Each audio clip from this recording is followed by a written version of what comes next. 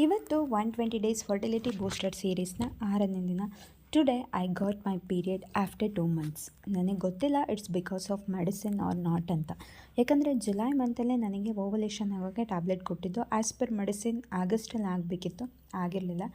But ಇವಾಗ 2 ತಿಂಗಳಾದ ನಂತರ period ಆಗಿದೆ.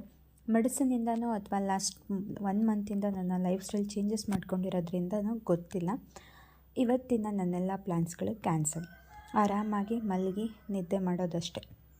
ಇಲ್ಲಿ ನಮ್ಮ ಅತ್ತೆ ಮನೆಯಲ್ಲಿ ಪೀರಿಯಡ್ ಆದ ಫಸ್ಟ್ ಡೇ ಕಿಚನ್ ಆ್ಯಂಡ್ ರೂಮ್ಗೆ ಎಂಟ್ರಿ ಇಲ್ಲ. ಹಾಲಲ್ಲಿ ಒಂದು ಬೆಡ್ ಹಾಕಿ ಮಲಗಿಸ್ತಾರೆ. ಹಾಗಾಗಿ ಒಂದು ರೀತಿ ಅಡ್ವಾಂಟೇಜ್. ಮೊದಲೆಲ್ಲ ಮದುವೆ ಆದ ಶುರುವಲ್ಲಿ ಕಿರಿಕಿರಿ ಅನ್ನಿಸ್ತಿತ್ತು. ಪೀರಿಯಡ್ ಡೇಟ್ ಹತ್ತಿರ ಬಂದಾಗ ಅಮ್ಮನ ಮನೆಗೆ ಹೊರಟೋಗ್ತಿದ್ದೆ.